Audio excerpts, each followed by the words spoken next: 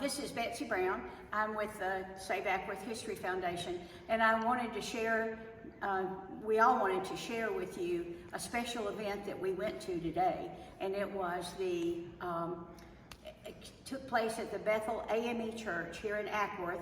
It's the lovely church that sits right beside 1885 House, and the occasion was the unveiling of 2 plaques. One was, and please y'all jump in if I'm not doing it right, but it was the unveiling of the local, being placed on the local historic registry, and also another plaque that is the National Historic Registry of Buildings. So all I can say is I am just really taken with the beauty of the building and the welcoming that we got from the congregation. And right beside me is Miss Orna Husbands, who is the pastor. Yes. Who's the pastor here. Thank you so much. Do you want to fill us in a little bit about the history or how this came about? The history of Bethel or the history of the plaque? Well, if you could condense both into a couple of minutes. Thank you It's so all much. interesting. Yeah. Thank you so much, Betsy, for sitting and talking with us. I appreciate all that the city have done to, bring this community together. And I've been the pastor here for, I would say, over a year, probably a year and a couple of months. And the AME Church, I don't know if you know the origin of the AME Church, but it came under the leadership of Richard Allen. And so we have come a long way. I wasn't here for most of the history, but from the stories that I've been told, this church was built by slaves, the hands of slaves. And if you look at the ceiling, how beautiful it is, you see the designs and everything that was placed in building this church. And this church have enjoyed being burnt down. It have enjoyed being built back up again. It have enjoyed sharing the congregation with Zion Hill Baptist Church.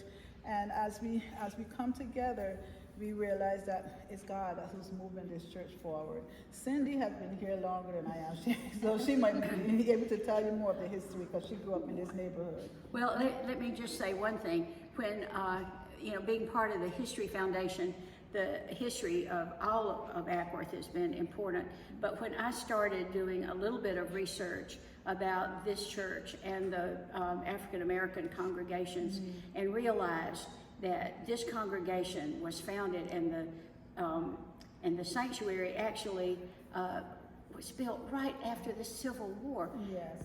What that says about the community here is amazing.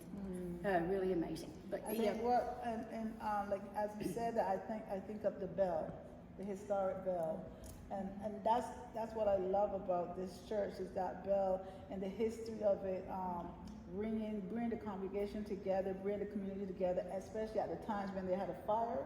I don't know if you know that story. No.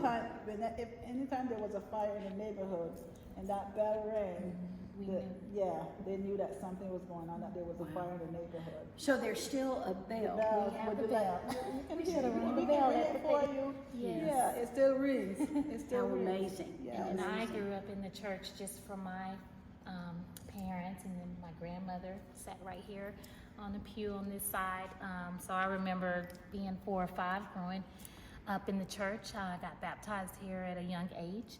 And now here I am with my kids, and we're still going through the church. So being able to grow with them and learn together about God is Y'all are amazing. still making history. Yes. Okay.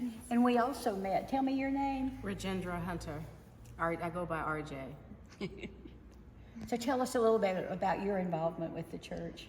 Basically, I was passing by. I used to live in Ackworth for over 8 years, and as I was passing by, I would, I attended Bethel, Los Angeles. I'm originally from California, and I was like, oh my, there's my church. So I stopped by and checked the doors, and they were locked. So I assumed that the church was closed, and the Holy Spirit said, "Come one Sunday."